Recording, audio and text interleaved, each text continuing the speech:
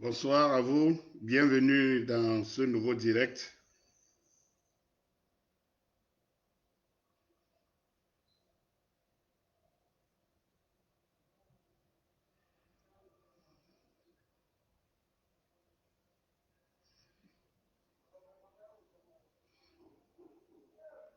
Bienvenue dans ce nouveau direct. Bonsoir à vous.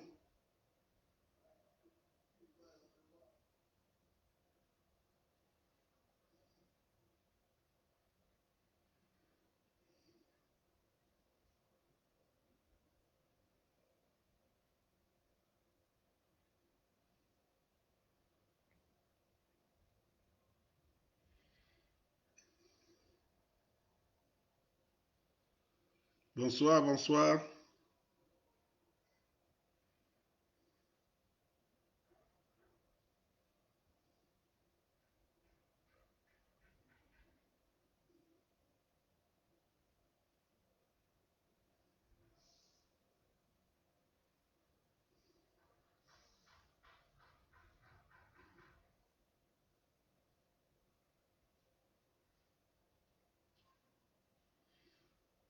Bonsoir, bonne arrivée.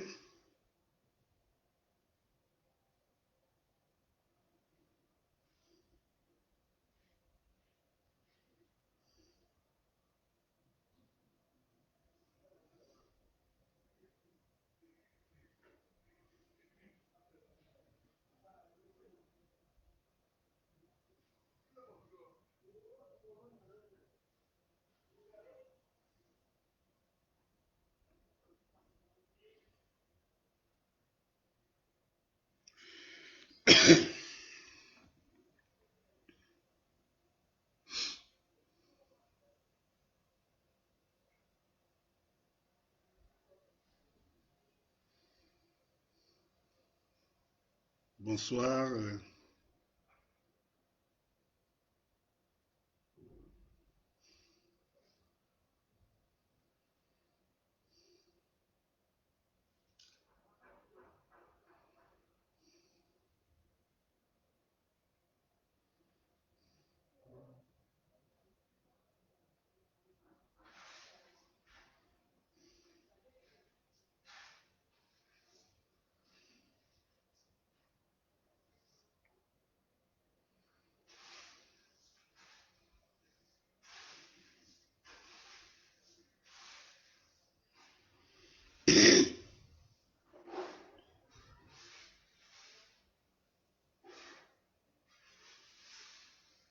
Oui, bonsoir.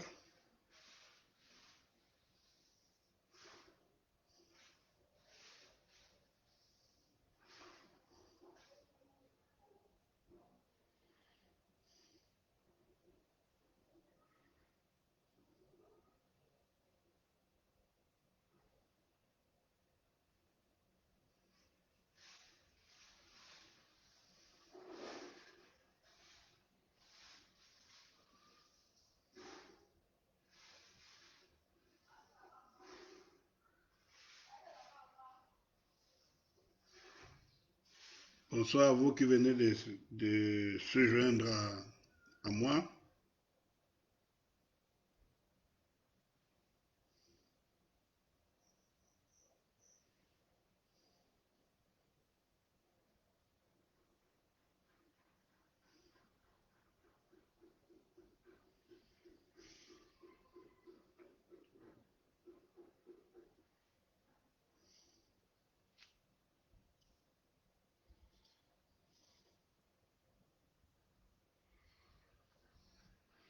J'espère que la journée a été pour ceux qui viennent de rentrer ou qui sont en train de rentrer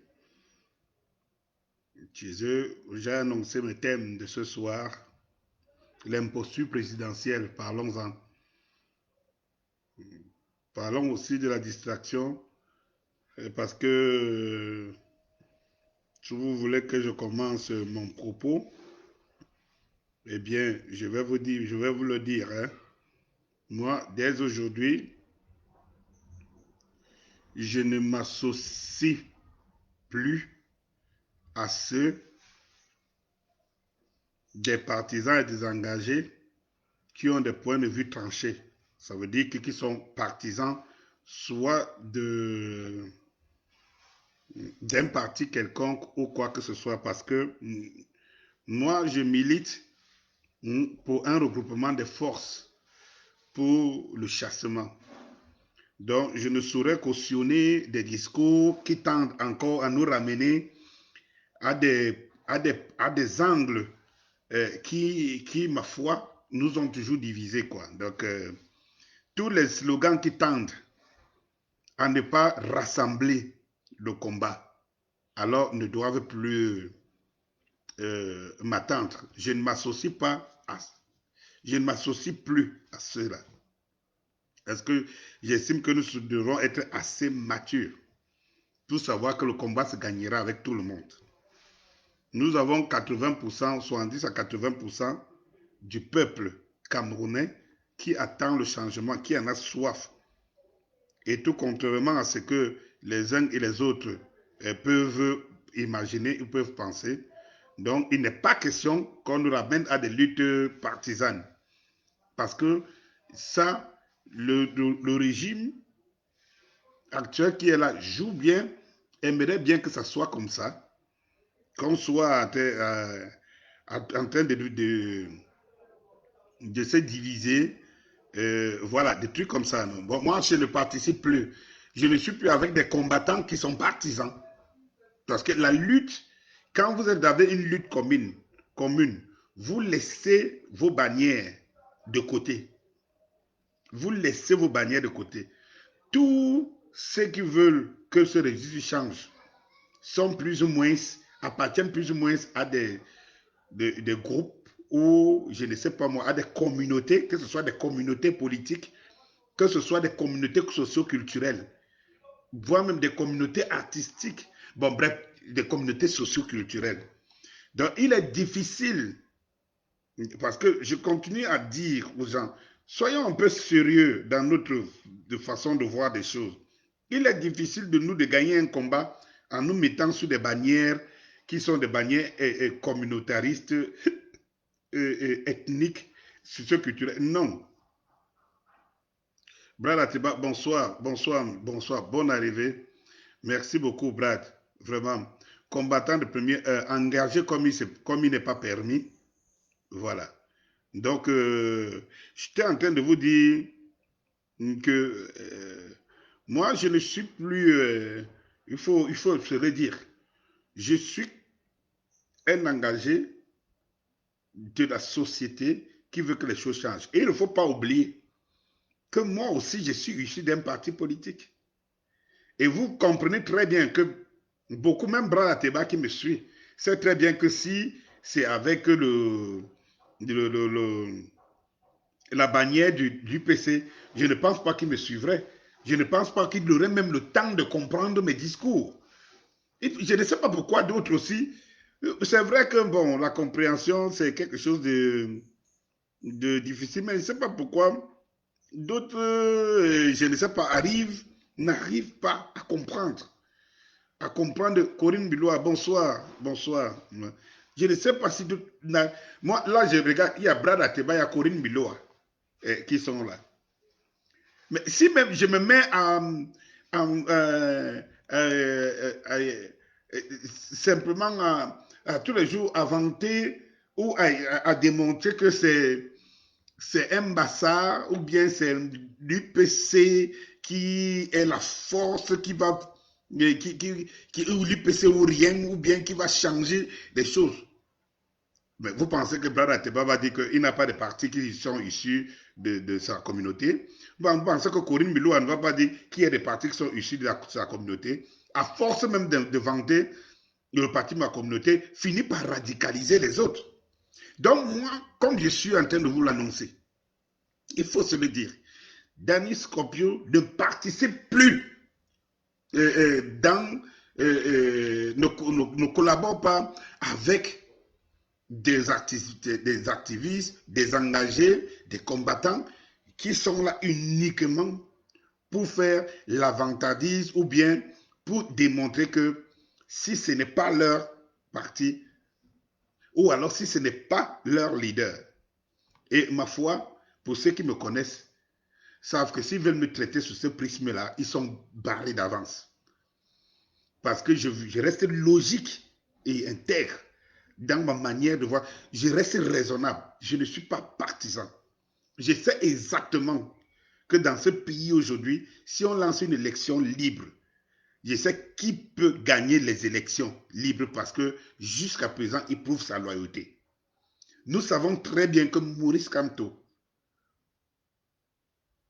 pour le citer, non, reçoit l'aval aujourd'hui de la magistrature camerounaise en tant que celui qui fait tout pour rester au service du peuple.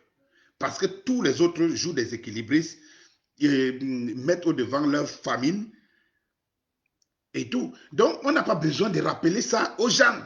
On n'a pas besoin de faire comprendre aux gens que ou lui ou rien. Parce que j'ai toujours dit aux gens ici, il faut faire très attention dans cette lutte. Il faut faire très attention. Parfois, à force de vouloir diviniser quelqu'un, vous le faites très mal. Le professeur Maurice Kamto lui-même dit dans ses discours, tous les jours. Mais la lutte n'est pas pour installer le professeur Maurice Kamto. Et là, je rejoins un combattant que je citerai, parce que vous savez, moi, je consomme toujours avec les noms. Je citerai, je rejoins par exemple Collins, Nana Collins, qui a lancé ça aujourd'hui, et vous savez très bien que ici, tous les jours, je défends cette idée. Le professeur Maurice Kamto a conduit les Camerounais à une manifestation le 22 septembre. Et nous sommes alignés tous derrière. Ça dit que nous autres combattants, activistes engagés, nous autres engagés, personne ne nous a amenés. J'ai signé des articles vidéo. Qui mieux que Kamto? J'ai signé des articles sur des attaques qui visent à démontrer les attaques malencontreuses d'une ethnie, d'une tribu au Cameroun. J'en ai fait et ce n'est pas aujourd'hui. Mais il faut que les uns et les autres le sachent. Le combat ne se gagnera pas en allant avec le nom de quelqu'un. Moi, j'étais très admiratif aujourd'hui dans le texte que Colin Stan a lancé. Quelle est la raison de notre lutte? Faire partie Paul Biya ou installer Maurice Kamto. Et pour ceux qui me suivent, tous ceux qui me suivent peuvent aussi répondre à cette question. Je dis que c'est Colin Stan qui a lancé cette question aujourd'hui. Et là, nous sommes tous, je suis d'accord avec cette approche que je développe. Et c'est même l'objet du M22. Parce que pour ceux qui se posent encore la question, le M22, c'est tout simple. Eh bien, allez regarder la profession de foi du M22. C'est la plateforme, autrement encore appelée le Parlement du peuple. C'est la plateforme où tous ceux qui veulent pensent au changement. Et comme nous savons que 80% des Camerounais veulent le changement, donc c'est la plateforme des Camerounais dont on a exclu de l'Assemblée nationale, dont on a exclu du Sénat, dont on a exclu de la Cour constitutionnelle, dont on a exclu de l'ECAM, dont on a exclu des municipales, donc des mairies et autres, dont on a exclu des régions. Parce que tous ces instruments étatiques sont embrigadés par le régime en place avec son parti, le RDPC.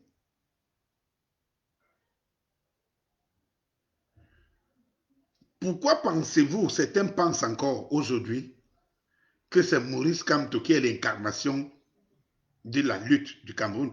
Maurice Kamto fait partie. Ça fait partie. Ça fait partie.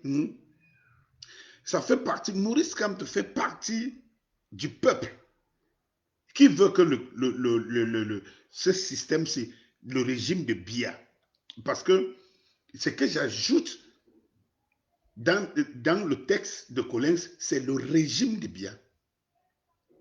Parce que nous tous, nous savons aujourd'hui ce n'est pas on n'est plus en train de spéculer que Biya n'est plus là. Donc, c'est du régime de Biya que nous parlons. Ce régime doit partir. Ce régime est une gangrène pour l'avenir. Ce régime va faire rétrograder le Cameroun. On est en train de... Nos pays est en train d'être pris en otage par une bande de brigands, de bandits. Et notre objectif, chacun de nous a sa solution pour l'avenir du Cameroun. Il est très difficile d'imposer sa solution à d'autres pour l'avenir du Cameroun. Parce que ce n'est pas l'objet de la lutte. L'objet de la lutte ici, ce n'est pas le professeur Maurice Kamto. Parce que Maurice Kamto lui-même fait partie de la lutte. L'objet de la lutte ici, c'est de renverser ce régime. Et tant qu'il y a des gens qui pensent que Maurice Kamto ou rien, tant qu'il y a des gens qui trouvent que l'alternance, c'est Kamto, parce que vous pensez que vous êtes les seuls à croire que Kamto est une aubaine pour le Cameroun. Pourquoi pensez-vous que vous êtes le seul à le savoir, à le voir? Vous ne comprenez pas que vous êtes une démarche qui ne marchera pas et que vous êtes en train de faire mal au professeur Maurice Kamto. Parce que vous êtes en train de l'exclure de ses partisans, de l'exclure de ses sympathisants. Si vous êtes partisan, vous êtes en train de l'exclure, d'éloigner ses sympathisants. Des gens qui pensent effectivement que Maurice Kamto sera la solution. Mais le combat ici, ce n'est pas Maurice Kamto. Maurice Kamto fait partie du combat. Il est un combattant comme vous et moi.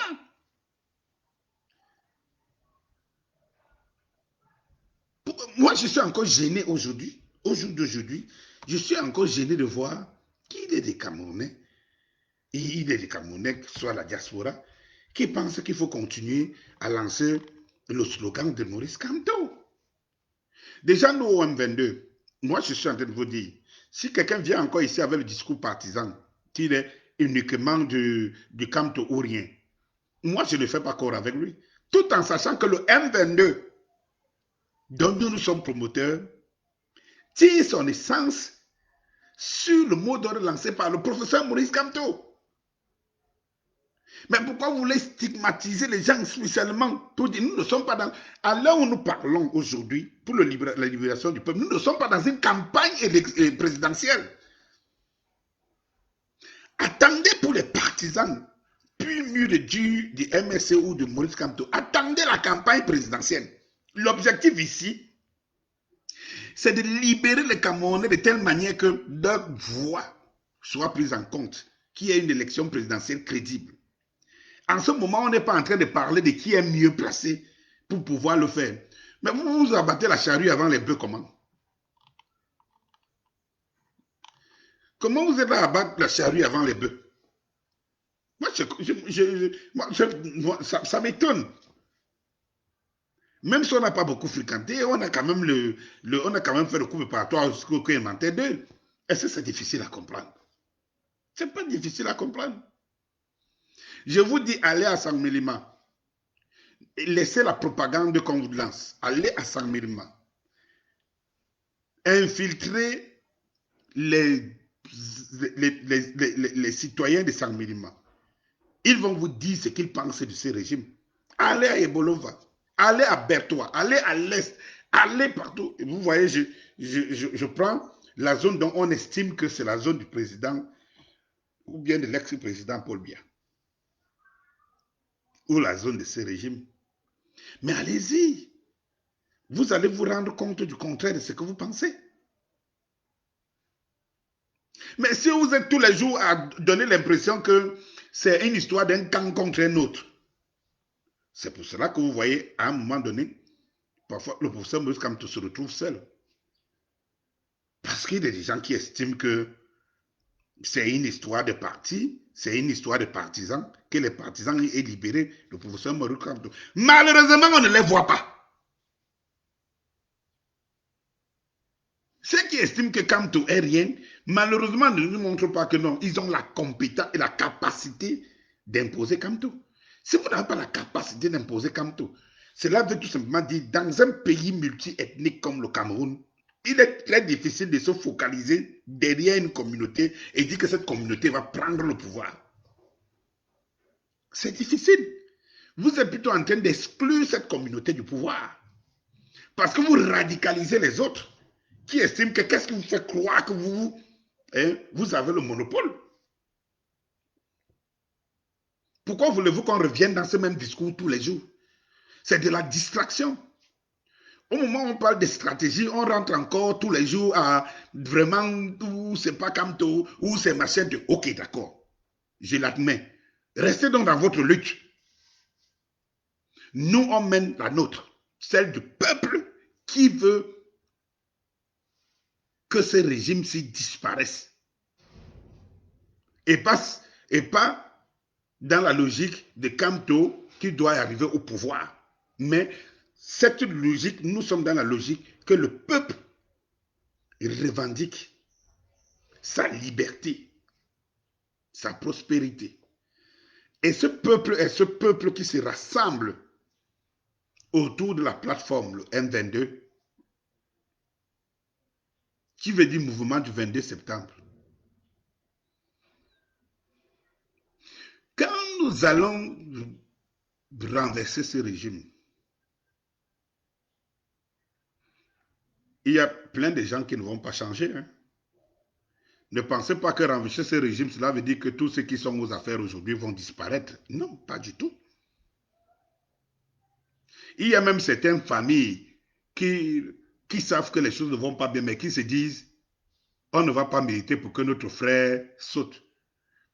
Mais écoutez, je vais vous dire, dans aucune révolution au monde, on a remplacé toute une équipe par une autre.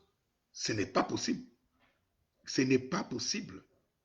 Parce que dans cette révolution, vous avez des gens qui ont des familles, qui ont leurs parents, qui sont justement des destructeurs de cette république. Autant ils veulent que les choses changent, autant ils ne vont pas entrer dans un complot pour tuer leurs parents qui y sont. Il faut que le message soit clair.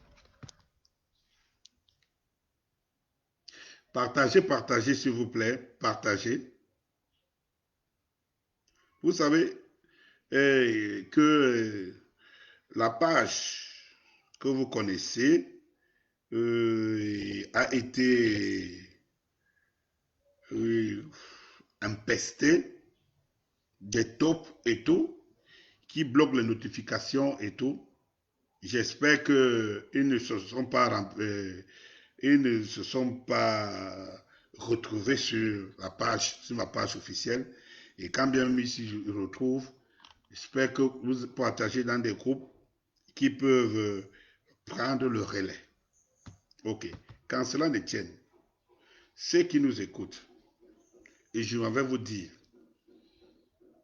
chers engagés, c'est que parfois, la vérité est difficile à comprendre. Et ceux qui essaient d'établir la vérité par la raison, parfois on a du mal à les comprendre. Et le régime adore ça. Vous savez, moi, je ne fais pas dans la sensation. Je ne joue pas dans la sensation. Je vous parle de notre avenir. Je vous parle du patriotisme. Je vous parle de nos enfants, des générations futures. Quelque chose se prépare dans le moule du M22. Ne vous réveillez pas, pour certains, ou bien prenez ça comme un slogan M22. Mais quelque chose se prépare. Cette chose qui se prépare dans le M22, elle va rester pour des générations futures. Parce qu'elle va mener le combat jusqu'à la réussite et elle va rester jusqu'aux générations futures. Ce n'est pas du fanatisme. Eh bien non. C'est que nous vivons, nous décrions, nous pensons que les choses vont mal. C'est parce qu'on a été fabriqué comme ça pendant plus de 38 ans. Sans compter sous le régime d'Aïdjo. Eh bien, le pays que nous voulons dans les 15-20 prochaines années, c'est maintenant. Les bases se posent maintenant. Donc, en enlevant la distraction, on n'a pas le temps. On n'a pas de temps. On n'a pas de temps. En enlevant la distraction, on n'a pas de temps.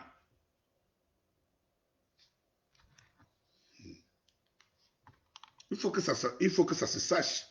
On n'a pas de temps. Donc, je voudrais à ma première entame le dire, pour dire que le combat, one shot, one way, c'est que ces régimes tombent. Voilà l'objet de notre combat.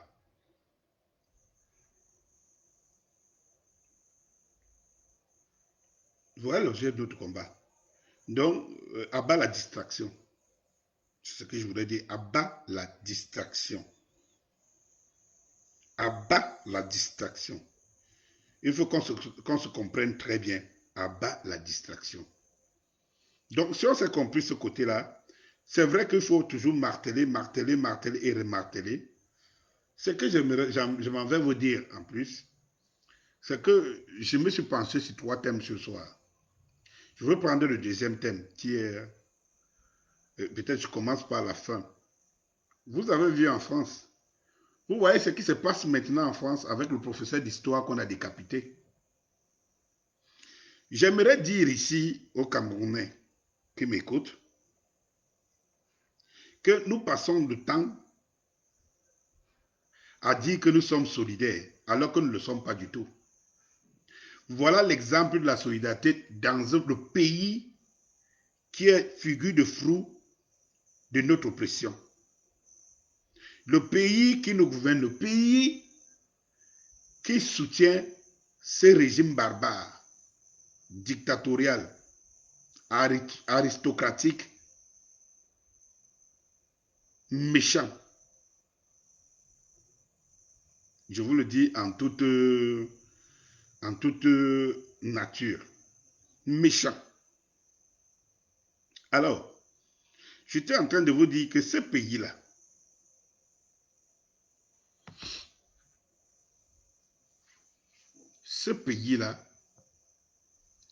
on a décapité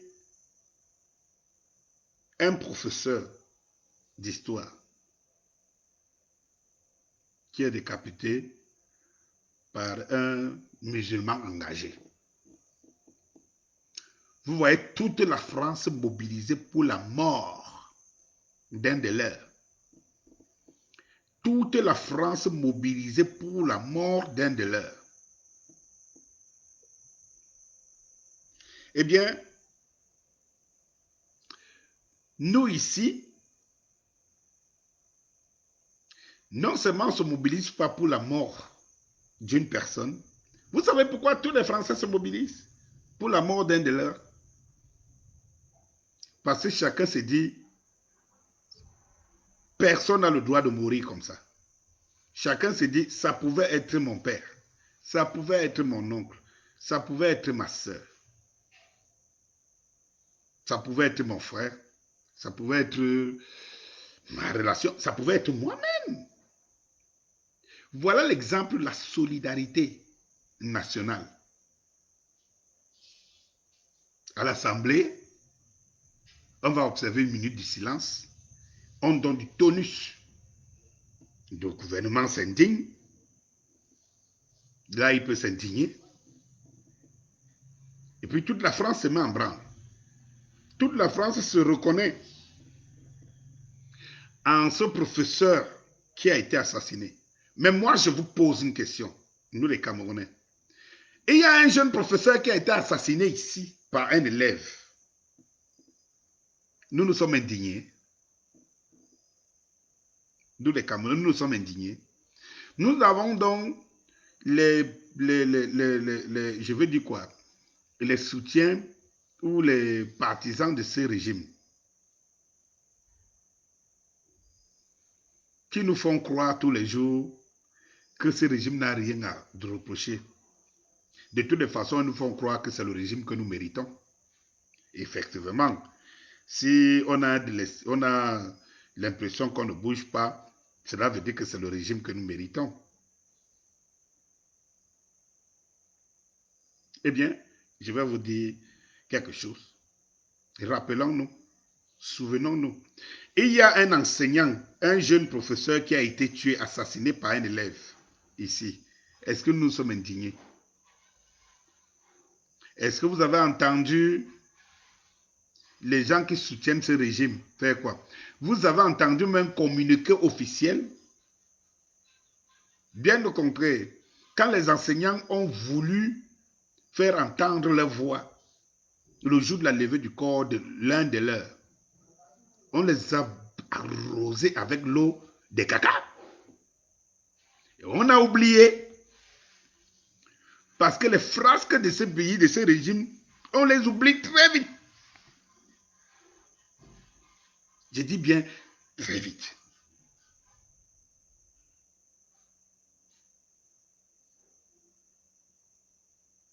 On a oublié. Vous qui êtes là, partagez parce que le message passe, c'est le plus important. On va retrouver la vitesse de croisière qu'on avait ici en mettant toutes ces barrières qu'on a mis sur mon compte, sur le piratage sur mon compte. Il ne faut pas se décourager, le meilleur à venir. De toutes les façons, ils peuvent arrêter la sensibilisation, mais ils ne peuvent pas arrêter l'action. Ça, c'est clair. Donc, j'étais en train de dire qu'on a oublié. On a oublié. Et on regarde les images dans toutes les chaînes occidentales françaises et tout, ou de toutes les façons, toutes les chaînes occidentales qui font les relais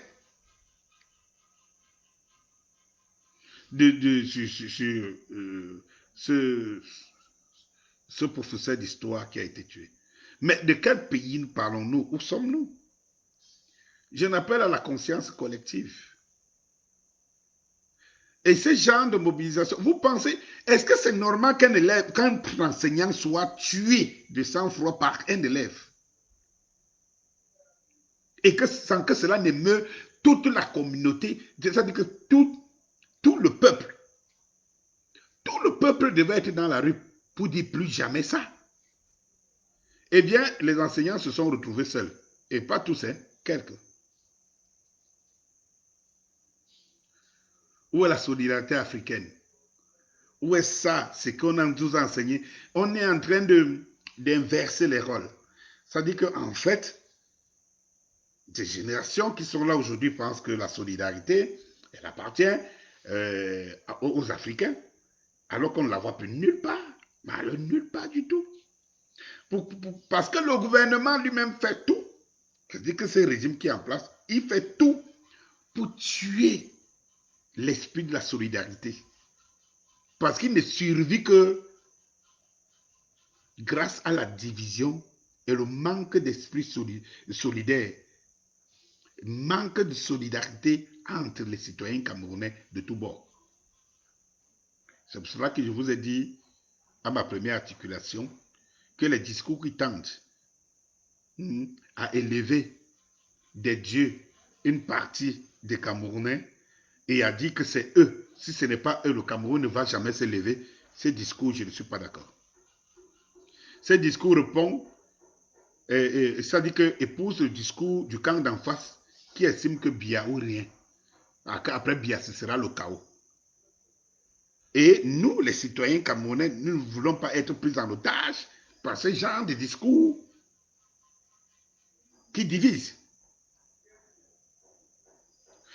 Je demande et j'insiste là-dessus que tous les Camerounais, que chaque Camerounais se pose la question.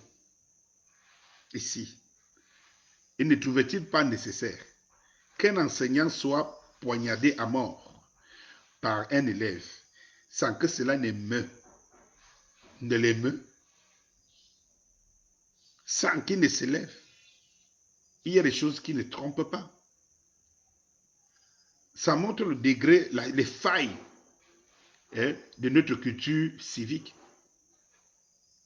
Mais qui est orchestré, qui est alimenté et orchestré par le régime en place.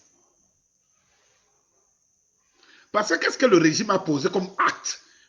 Ce n'est pas une histoire d'opposant, ce n'est pas une histoire de renverser. C'est une question de société. Vous dirigez un pays, une nation, un État. Vous avez un professeur, un donneur de savoir qui est assassiné par un élève. Quelles sont les actions que le système gouvernant a menées pour pouvoir braquer tous les regards, toute l'attention sur ce genre d'événements tragiques afin que cela ne se produise plus? Eh bien, en retour, quand on parle souvent de la momification des citoyens, en retour, qu'est-ce que les citoyens ont fait? Et en retour, ils mordent dans la maison de la bêtise qui est lancée par le système en place. Ce n'est pas possible.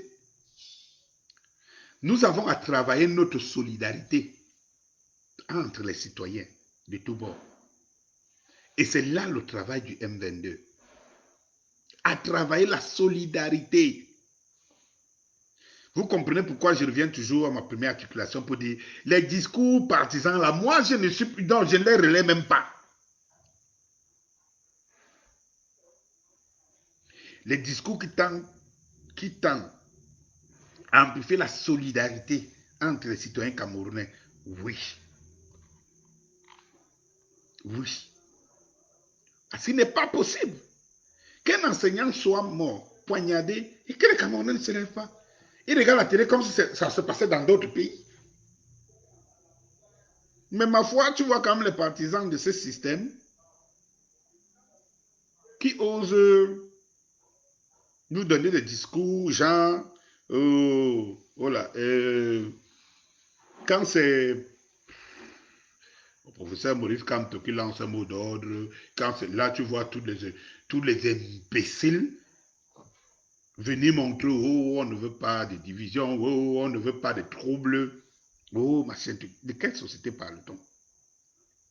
Si je quitte le professeur qui avait été assassiné, vous avez vu la solidarité en Europe quand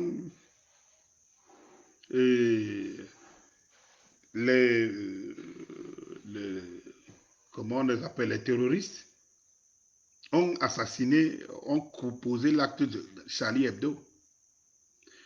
Je vous pose la question, je nous pose la question, nous les Camerounais aujourd'hui, parce que quelque part nous devons avoir honte de nous et nous devons entrer en nous.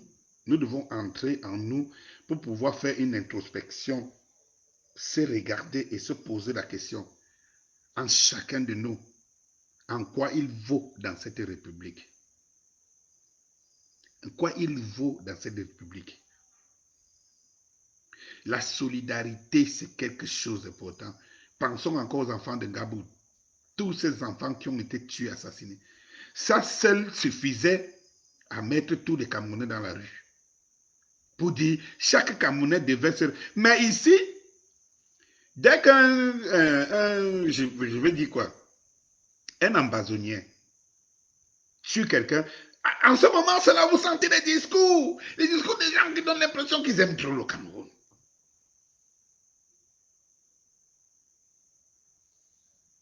Et quand des dizaines d'enfants sont assassinés en Gabou, on ne voit pas ces gens. Donc vous reconnaissez la valeur de quelqu'un tué par un ambazonien. Cela veut dire qu'en fait, votre action n'est pas solidaire, elle est juste opportuniste et calculée. Parce que je ne comprends pas qu'il y ait des gens qui se lèvent parce qu'on va montrer les images d'une fille, parce qu'elle peut-être allée sortir avec un militaire et qui, ma foi, on traîne dans la rue, on assassine. On va nous montrer comment les gens sont barbares. On va nous montrer comment les gens sont... On va nous montrer comment les gens vont nous donner l'impression qu'ils sont trop solidaires envers la société, envers cette personne, parce que les ambazoniens, parce qu'il faut qu'on présente les ambazoniens comme ça. Oui. Moi, je pose une question. Les mêmes sont où? Quand les enfants tombent sur des balles et sur les brûlures en Gabon. Pour dire ce n'est pas possible. Donc vous aimez trop une fille que les ambazoniens vont tuer. Et les enfants qu'on tue, parce que c'est l'armée camerounaise et tout, ne vous disent absolument rien. Alors vous êtes méchants. Il y a des gens que j'aime appeler les déchets de la République. Des gens qui ne devaient même pas exister. Des gens qu'au temps de Hitler, on vous décapite. Parce que vous êtes des gangrènes de la société. Et c'est pour ça que je dis qu'il faut faire très attention. Parce que ce qui est en train d'arriver là, parce que les gens tournent l'affaire du Cameroun à des confrontations directes partisanes. Et ce que je veux vous faire comprendre, c'est que dans cette confrontation, il faut, vous qui faites la promotion de la confrontation violente, il faut faire très attention. Je fais ici appel à un certain Meka. À un certain Meka. Vous savez très bien que vous êtes très minoritaire. Vous êtes les petits affamés, les petits sangsues qui ont décidé de servir une cause machiavélique à leur fin personnelle. Et vous savez que vous êtes très minoritaire. Vous ne représentez même pas les 1% ou bien, je ne sais pas, les 2% de la République, du peuple camerounais. Et quand vous osez cultiver dans la tête des confrontations individuelles, physiques, je ne sais pas sur quoi vous comptez. Je ne sais pas pourquoi vous comptez. Vous pensez que les institutions qui sont de la République sont prises en otage par ces régimes comme l'armée, la police et tout, vont vous protéger, vous là? Non, on va vous sacrifier, vous, pour que le régime soit encore plus fort et démontre qu'il a besoin d'exister parce que regardez ce qu'on fait de leurs partisans. Toi, Meka, tu penses que s'il y a maintenant un groupuscule qui veut tes cheveux et qui veut ta peau, ce régime que tu penses supporter va te soutenir. Il va te sacrifier pour pouvoir mieux, je ne sais pas, mieux se restaurer de ton sang. Parce que pour pouvoir tuer de la sympathie, il faut des sacrifices.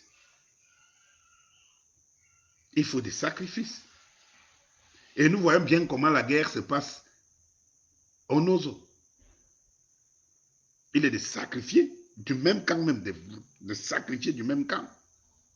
Alors il faut faire très attention. Vous qui faites le culte de la violence, là, il faut faire très attention. Ça, je vous l'avertis, il faut faire très attention. La deuxième chose que je m'en vais vous dire à propos, c'est que je ne peux pas comprendre comment un sous-préfet peut assassiner une fille qui tue par balle, sans que même ne serait-ce que Kribi ne marche. J'aimerais poser la question à la population de Kribi.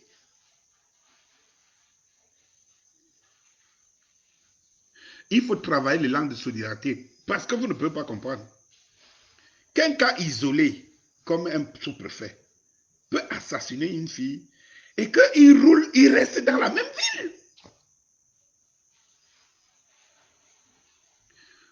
Je ne suis pas sûr qu'à Bafang, ça se passerait.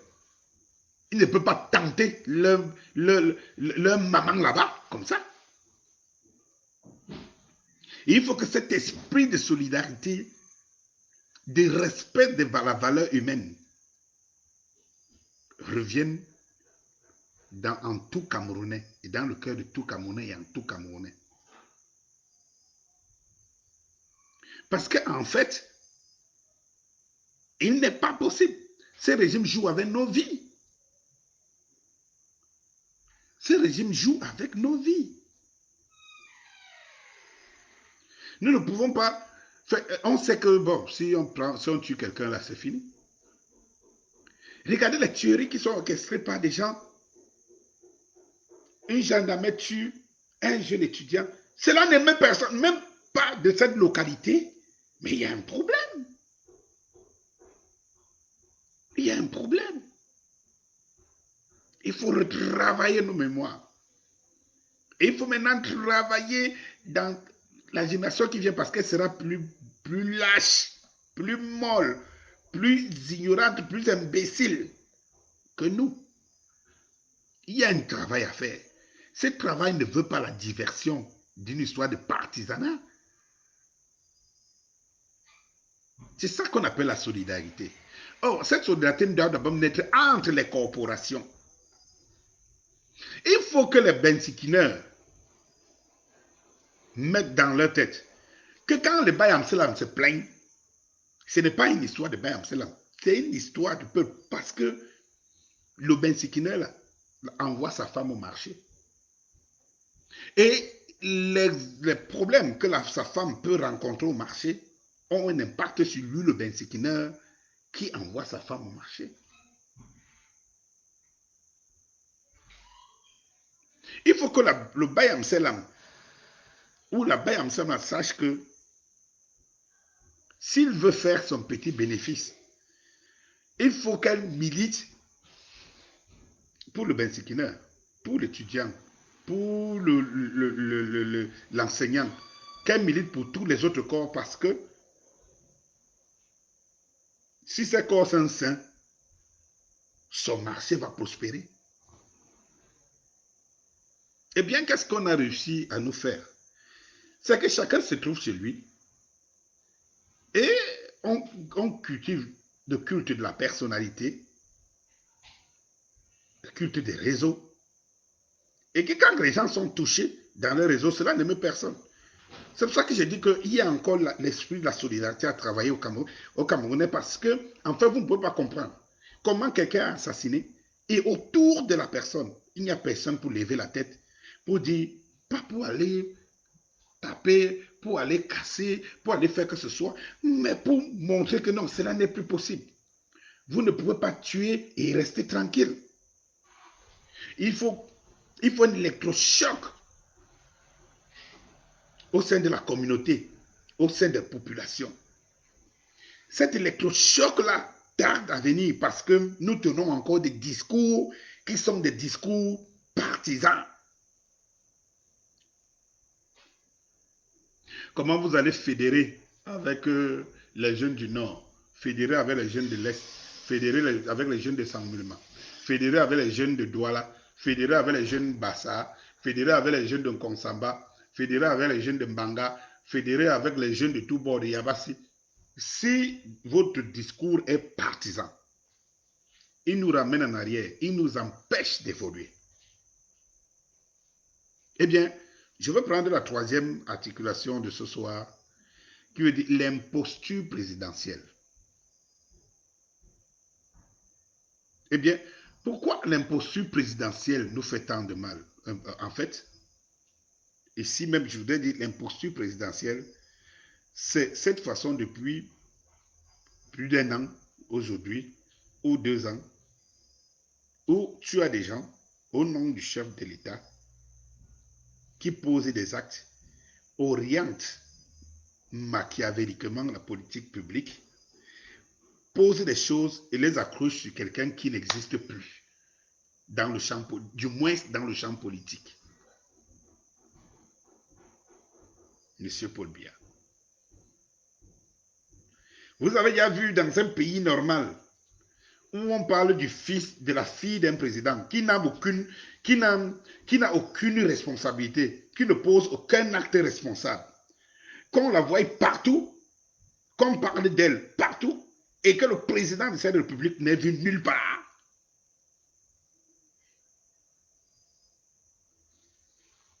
Il y a un problème, mes chers frères et sœurs, chers engagés. L'imposture présidentielle veut qu'on nous dise qu'il y a un ministre ou bien un organisme qui a pris une décision de faire taxer les téléphones achetés et que sur haute instruction du président de la République, qui ne sait même pas ce que c'est qu'un téléphone, qui sait utiliser, qui ne connaît absolument rien de ce qu'on appelle taxe téléphonique, vu son âge, vu son inertie, vu sa nature, je peux dire un peu lâche, sa nature, qui ne connaît absolument rien de l'électronique, rien de tout ça, on vous dit sur haute instruction du chef de l'État. Il est où ce chef de l'État pour prendre les instructions? Il est où? Il vit dans quel trou? Il est où? Je veux savoir où il se trouve. Donc un gars n'est même pas un père, un grand-père n'est même pas visible. Et non, on le trouve nulle part. Et tout. Et à chaque fois, on nous signe sur haute instruction du chef de l'État. Le gouvernement, c'est-à-dire que la gouvernance par imposture. Les gens ne veulent pas assumer leurs actes. Ils prennent quelqu'un qui n'existe plus. C'est pour cela qu'on le divinise. On va nous faire croire qu'il est là et que c'est lui qui prend des décisions. Alors qu'il y a une équipe restreinte. Je vous avais dit ici, vraiment, le temps c'est quelque chose. Je vous avais dit ici, regardez mes vidéos d'il y a 2 ans. Regardez mes vidéos d'il y a 2 ans. Il y a une vidéo où je vous avais fait l'exposé du système de gouvernance au Cameroun. Eh bien, c'est ça qui vient aujourd'hui au premier plan. Quand je vous parle de l'imposture présidentielle, c'est ça qui vient aujourd'hui au premier plan. Je vous avais expliqué dans cette vidéo. En fait, ici, dans notre pays, ce que vous entendez là, gouvernement, le premier ministre, je vous avais expliqué ici que le premier ministre ici n'est que le premier des ministres. Il n'est pas premier ministre. Moi, je vous donne un exemple. Il y a un président de la République, selon la Constitution, il y a un chef du gouvernement.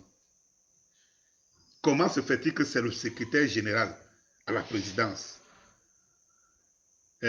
qui envoie toujours des messages et sous haute instruction du président de la République? Je vous avais expliqué il y a 2 ans, dans une vidéo, que en fait, le truc ici, c'est que les fonctions, toutes les institutions que vous voyez, en fait, ne fonctionnent pas. Ce sont des institutions qui sont mises en place juste pour vous faire croire que les choses fonctionnent dans les règles de l'art. C'est juste pour le design. Ministère de machin, c'est juste le design. Le vrai gouvernement est à Itoudi. Et je vous avais expliqué pourquoi, pour prendre John Gouté comme premier ministre, on a d'abord élevé Ngongo. Ngongo s'est d'abord élevé comme ministre de l'État, secrétaire général à la présidence. C'est-à-dire qu'on est derrière une imposture où on donne l'impression que ce n'est pas moi, mais alors que c'est moi. Ce n'est pas moi qui dirige, ce n'est pas moi qui prends les directions, alors que c'est moi. Et on veut garder cette imposture aussi longtemps possible, jusqu'à trouver le dauphin, soit qui sera contrôlé lui-même par cette même équipe. Et c'est pour cela que depuis que M. Ngongo gère ce pays, les choses se sont enchaînées. Parce que ce n'est plus Paul Biya. Paul Biya n'avait pas besoin de Sénat, il n'avait pas besoin de cour constitutionnelle, il n'avait pas besoin de... Tout le monde travaillait pour lui, toute son équipe travaillait pour lui, pour que lui reste au pouvoir. Donc il n'avait pas besoin de toutes ces institutions. Il n'avait pas besoin de décentralisation, du pseudo-décentralisation. Il n'avait pas besoin de régional. Cela s'est démontré. Il n'avait pas besoin de ça. Or, ceux qui viennent, puisque de toutes les façons, si Paul Biya a déclaré vacances, en vacances de pouvoir, ce qui va se passer, c'est qu'on sait qu'il y aura des gens, même pour rien, ils vont se réveiller. Et ils sont très nombreux, qui attendent à tort que les choses vont se donner seules. Comme ceux-là n'auront pas la carrure du pouvoir de Biya, et ils le savent très bien, il faut qu'ils mettent les instruments en place. Et j'ai entendu un combattant dire aujourd'hui, entre autres, que les gars vont déclarer la vacance du pouvoir. Mais je vous le dis ici tous les soirs. Je vous ai déjà fait ici, prenez mes directs, je vous ai déjà fait ici le panorama de ce qui va se passer. Et que les régionales, c'est le dernier Le dernier palier, quoi. Dès qu'ils vont installer, on va déclarer la vacance du pouvoir du président de la République et on va ouvrir une porte aux élections pour pouvoir même anticiper. Mais on sait que tout le truc, quoi, est géré par, est contrôlé par, à partir des régionales, des mairies, et ceci, cela. Il n'y a pas d'opposition en face. Et c'est pour cela que Maurice Kamto gêne, justement, parce qu'il se positionne. Mais moi, je dis encore aux gens que notre lutte, c'est justement inverser ces gens, inverser ces régimes. Ce gouvernement, par imposture, fait que M. Gongo est le premier ministre. Il est le président de la République et premier ministre de la République. Tout ça est concentré à Ikoutodi.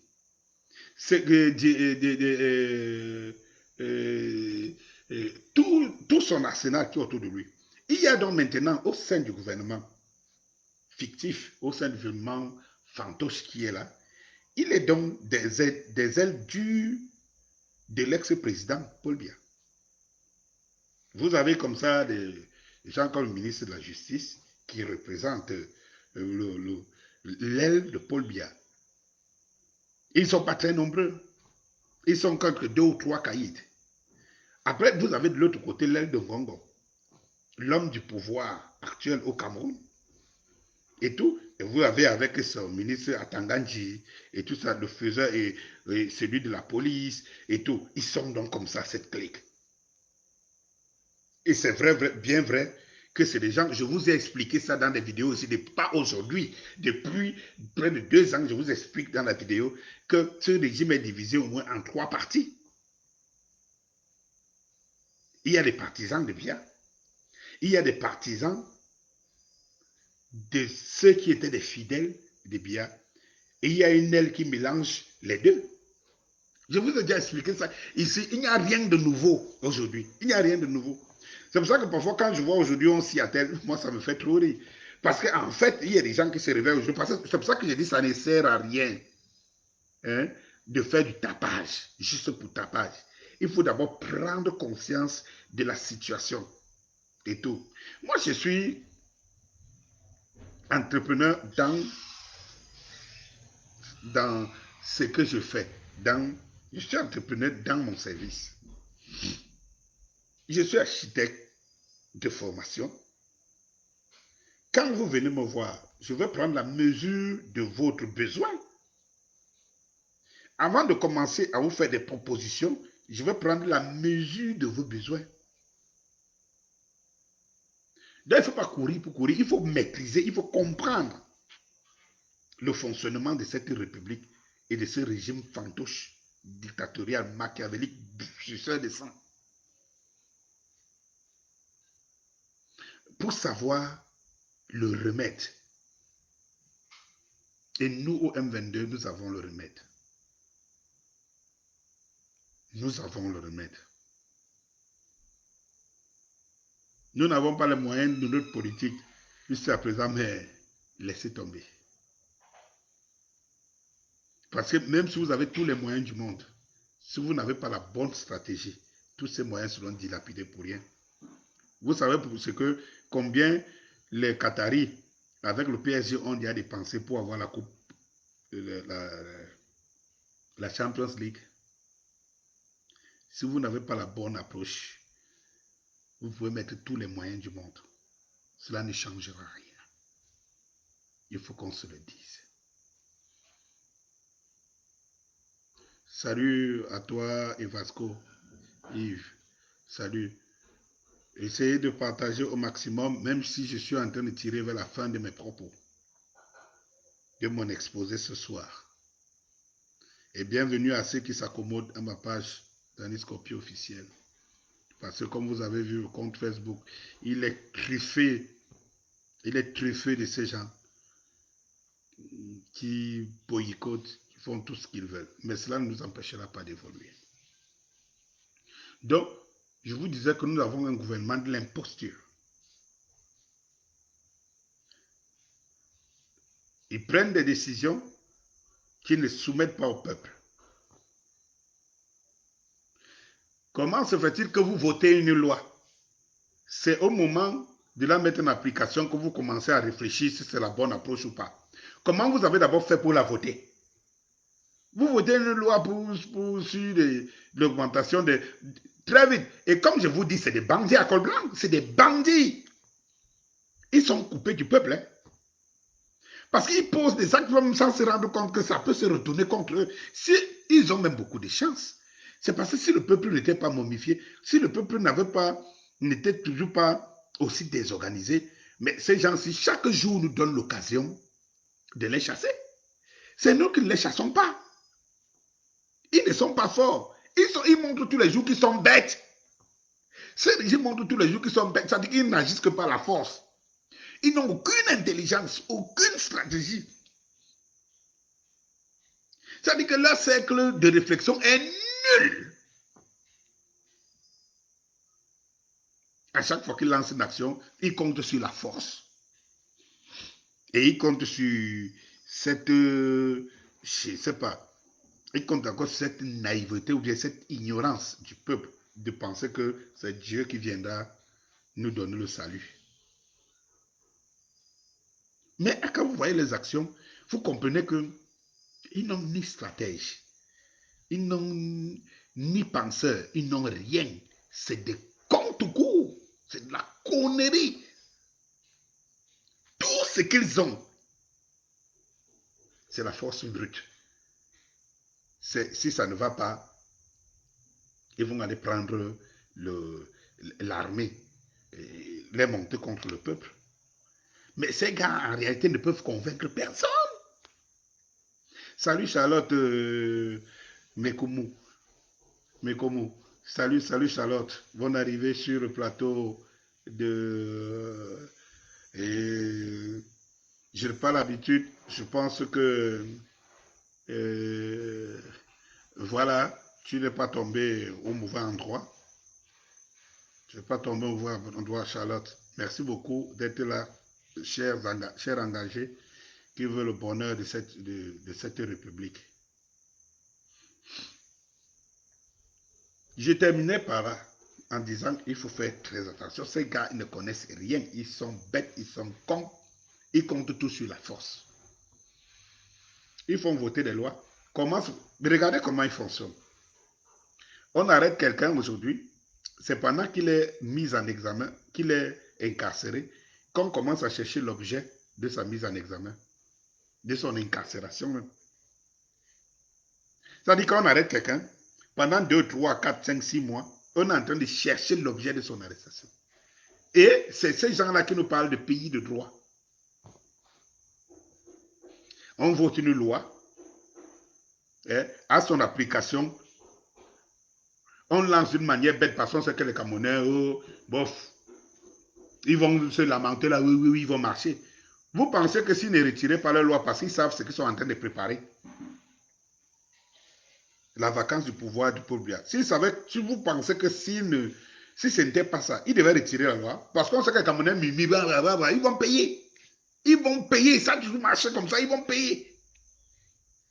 On monte le carburant, les taximans essayent de gréver un peu, on fait semblant. On dit non, on n'a pas dit que le taxi montait et tout. Sauf que quelques temps après, le prix là commence à circuler. Et dès qu'on se rend compte que le peuple, comme d'habitude, on marche sur lui, ça marche.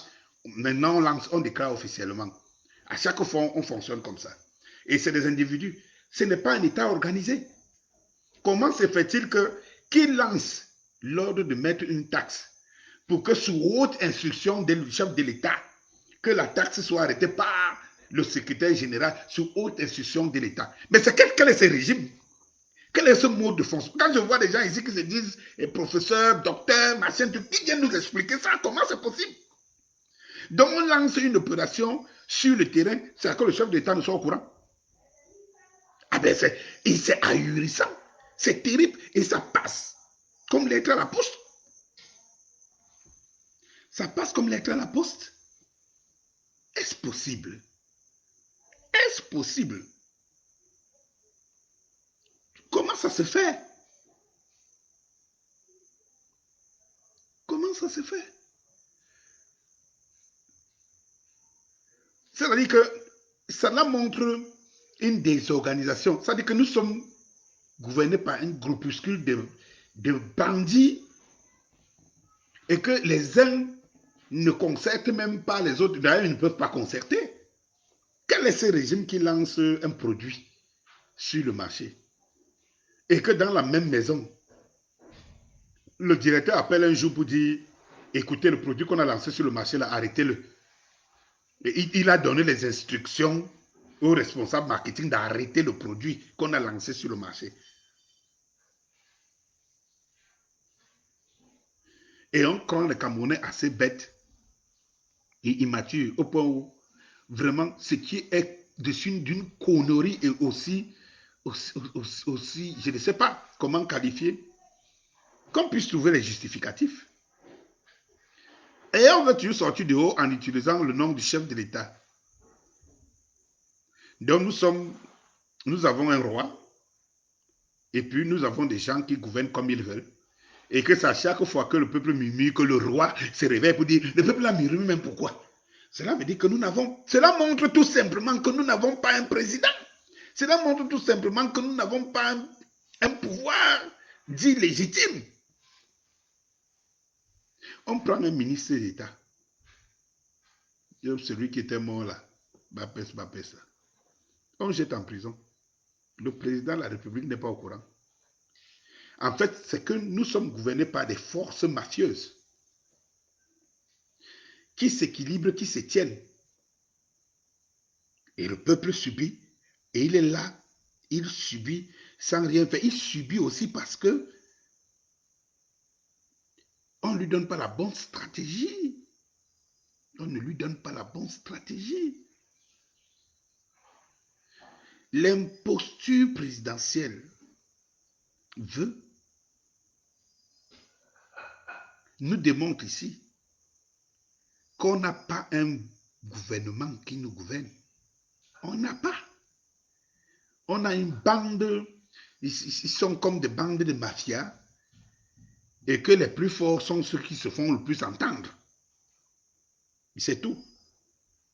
Pourquoi le ministre de la Justice ne s'entend pas avec Ngongo? C'est quoi? Ça veut dire que ça fait deux courants de pensée. Il n'y a pas... Le dernier conseil des ministres date de quand? Posons-nous la vraie question. Comme tu dis, Charlotte Mekoumou, c'est trop triste tout ce qui se passe au Cameroun. C'est trop triste. Mais nous avons la clé. C'est trop triste. Mais nous pouvons arrêter tout ça. C'est trop triste. Mais nous sommes l'espoir. Nous avons la clé. Nous laissons tout simplement ces gens-là. Il faut qu'on dise à un moment donné non. Il faut que tout ça s'arrête. Et que ça s'arrête très vite. Je dis bien très vite. Il faut que tout ça s'arrête. On n'a pas un gouvernement. On n'en a pas. Et j'ai expliqué. Je dis qu'allez prendre mes vidéos d'il y a 2 ans. Tout simplement, ou un an, plus d'un an aujourd'hui. J'ai expliqué dans cette vidéo qui existe dans ma page, dans ma chaîne YouTube, Danis Scorpio. J'ai expliqué dans cette vidéo ce que beaucoup de Camerounais sont en train de découvrir. Dans cette vidéo-là, expliqué il y a plus d'un an aujourd'hui ou 2 ans, j'expliquais déjà que n'écoutez pas les sirènes là dehors là. On n'a pas un régime. Et tout ce que vous entendez là, ministre de l'économie, ministre de machin, ministre, c'est des bobards. Le vrai ministère a étudié. Parce que Paul Biya lui-même n'y est plus. Le vrai premier ministère, c'est là-bas.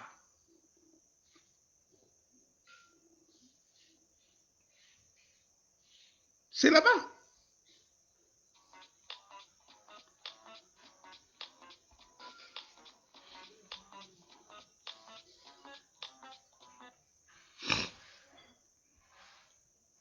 Pardon, excusez.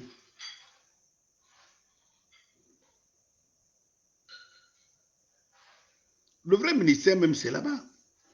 Parce qu'en fait, le vrai gouvernement est là-bas à étudier.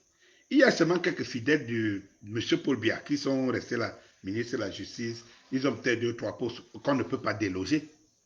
Parce qu'ils connaissent ces petits imposteurs qui viennent en face, qui viennent derrière Ngongo, ils connaissent.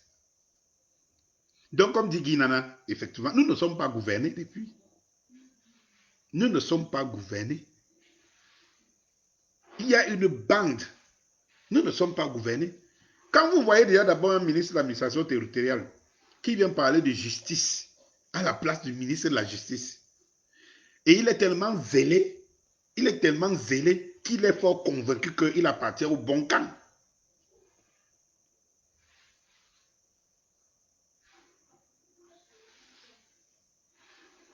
Il y a Olivier Monte qui pose la question, pourquoi le président de la République a disparu depuis mars? Mais il a disparu tout simplement parce qu'il n'a plus sa place là. Il ne dirigeait plus rien depuis. À partir du moment où ce type a délégué sa signature, et vous savez, des choses qui sont terribles. Vous avez un président qui gouverne, comme vous dites qu'il gouverne, mais qui délègue sa signature. C'est terrible. Vous me dire, ah ouais, dans d'autres pays, ça se passe. Mais ça se passe pour des cas, c'est des cas exceptionnels. C'est des cas exceptionnels. Comment le président de la République peut être là, il délègue sa signature? Comment vous-même, vous pouvez admettre que vous êtes là, vous êtes vivant, mais quelqu'un signe à votre place? Donc, Olivier, il ne faut même pas se poser ce genre de questions. J'étais en train d'expliquer qu'il y a 2 ans aujourd'hui, où j'ai fait des directs et des vidéos en démontrant que ce pays n'est plus gouverné et que ce pays, c'est une bande organisée. Biya n'a pas préparé sa relève. Biya n'a pas préparé son dauphin. Donc, les choses l'ont surpris parce que c'est quelqu'un qui a toujours été incapable de prendre une décision, de posture et tout. Je vous dis qu'à partir du moment où on arrête un ministre d'État, on le jette en prison. Et que le président de la République n'est pas au courant. C'est parce qu'il est au courant qu'il demande qu'on le sorte de là. Et on le fait entrer en prison aujourd'hui, une semaine, quelques jours après, on le fait sortir. Nous sommes dans ce pays-là. Vous voyez qu'il y a des choses cohérentes. Un pays où on annonce une taxe en accont avec des gens, des particuliers qui parlent au nom de l'État du Cameroun. Vous voyez certains intellectuels qui applaudissent. Ils cherchent à justifier la possibilité de cette loi, de cette décision. Et que quelques jours après, on vous dit que sous haute instruction du président de la République, Ngongo a dit qu'il faut qu'on suspende ça pour voir d'autres mesures. Vous pensez que c'est quel gouvernement? Et vous voyez même encore les mêmes personnes qui vous démontrent que, ah oui, il a raison de suspendre. Ça montre que le président de la République a l'écoute du peuple. Mais il a l'écoute du peuple ou non, mon frère?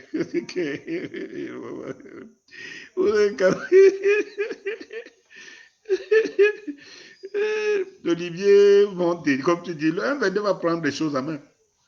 Et rien à faire. Puisque le M22, c'est le peuple.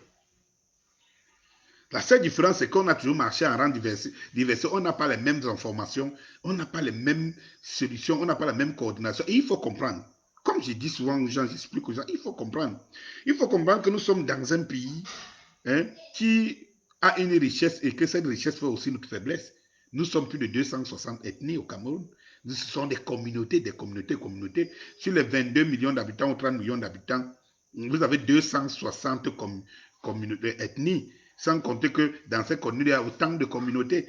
C'est compliqué. Dans ce genre de situation, le Cameroun n'est pas le Mali. Le Cameroun n'est pas dans d'autres pays qui ont peut-être simplement 3, 4, 5 ethnies, ou alors qui sont dirigés par des congrégations religieuses qui englobent, qui ont une culture au-dessus des cultures communautaires. Parce qu'il faut qu'on comprenne bien la chose. C'est pour ça que je dis que c'est inutile ici qu'on continue à dire les Camerounais ne se soulèvent pas, les Camerounais ne se lèvent pas. De quels Camerounais? Comment on les a abordés? Ils se soulèvent par rapport à quoi et comment? Qu'est-ce qu'ils trouvent? Quel est le lien qu'il y a entre le mot d'ordre et eux? Il faut voir tout ça. Quels sont les pactes? Quelles sont les alliances? Il faut voir. Parce qu'il faut faire une différence entre des alliances politiques et des alliances civiles.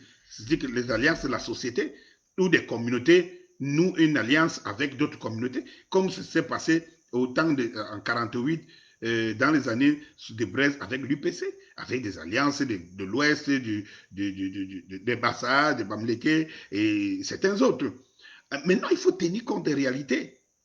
Nous ne sommes pas ici coiffés par une officine, je ne sais pas, religieuse quelconque et tout, qui a un guide spirituel, que bon, au-delà des communautés et des tribus, il y a quand même une pyramide qui fait en sorte qu'on respecte une hiérarchie. Il n'y en a pas. Nous sommes des communautés libres, indépendantes et qui pensent parfois différemment. Donc, en fait, il faut créer le noyau, il faut créer la raison pour laquelle toutes ces communautés doivent se mettre ensemble. Même quand bien même ils savent. Mais il faut une certaine concertation quelque part. C'est ce qu'il faut qu'on comprenne une bonne fois pour toutes. Il faut une certaine concertation quelque part. Que ce peuple-là, que chacun se reconnaisse dans sa chose, quoi. C'est tout. Et imaginez, imaginez. Je dis que je vais aller marcher demain.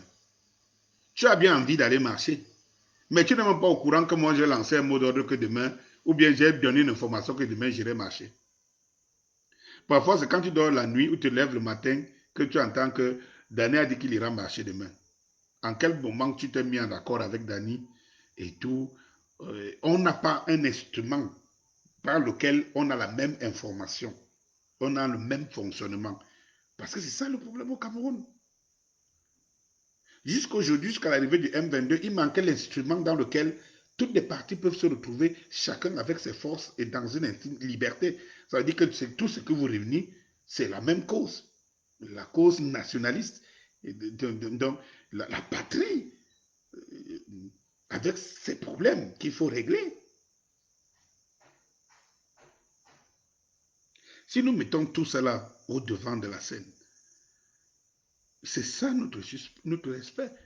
Tous ceux qui sont aujourd'hui au M22, membres du M22, ne sont ni pas, ce n'est pas un groupe de Bassa, un groupe de, je ne sais pas, un groupe de Bassa, un groupe de Bamleke, un groupe de... Non, c'est que chacun y vient.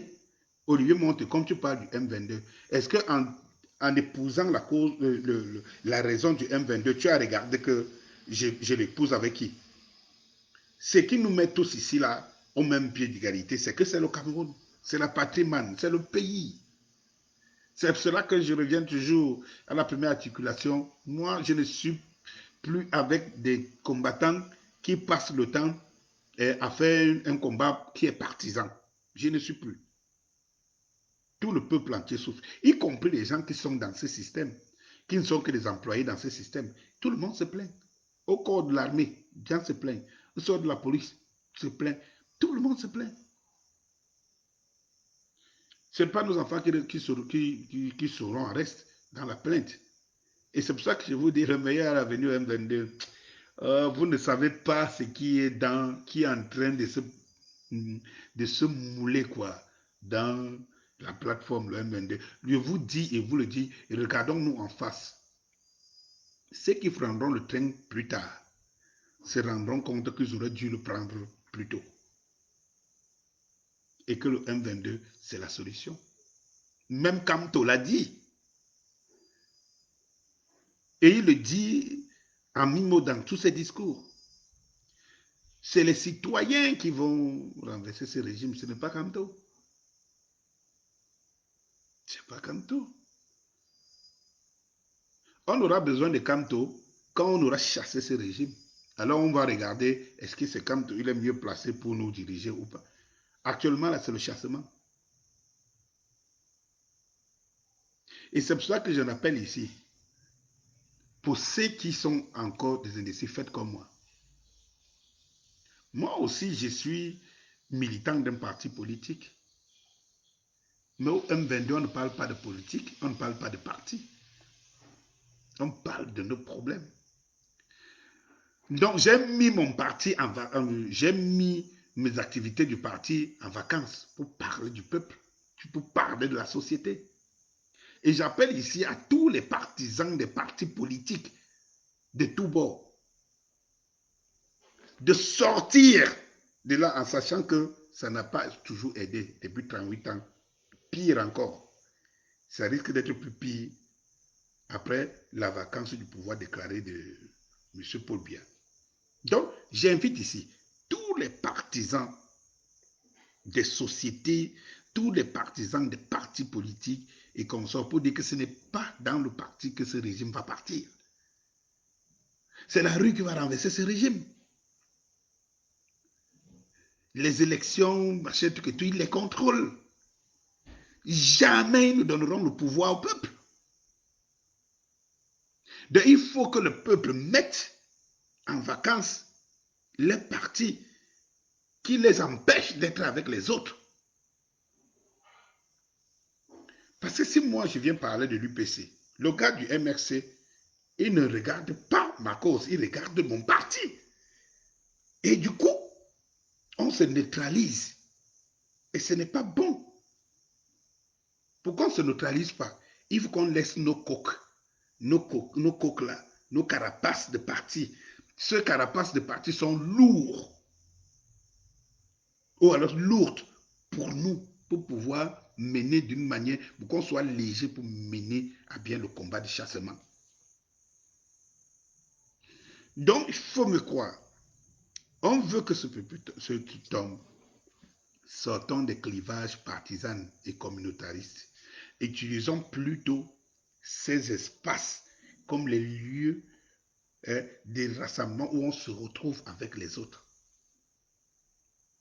Olivier Monte qui me suit, Guinana qui me suit, et machin. Je ne sais ni de quel parti, nous tous qui sommes du M22 militants, parce qu'on est au M22 pour parler de la solution du chassement de ce régime.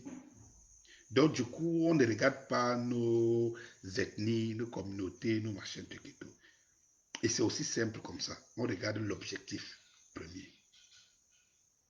Donc, tous les partisans ou sympathisants des partis politiques doivent se dire une chose. S'ils veulent avoir à côté d'eux l'ensemble des autres Camerounais qui laissent les carapaces partisanes et qu'on se retrouve là. Je m'en vais vous laisser ce soir. À demain pour un autre direct. Merci pour tous ceux qui nous ont suivis. Et dites-vous une chose, le M22 travaille. Le M22 attend des indécis. Parce que le combat à sa phase finale, nous allons le gagner. Nous allons le gagner. Et nous le gagnerons avec tout le monde. Et nous allons libérer les Camerounais. Nous allons libérer les Camerounais de toutes les régions. Parce que toutes les régions souffrent. Rejoignez le centre, la plateforme du combat. Et cette plateforme qui restera, même après le chassement, parce qu'elle devrait être la plateforme du contrôle. Merci.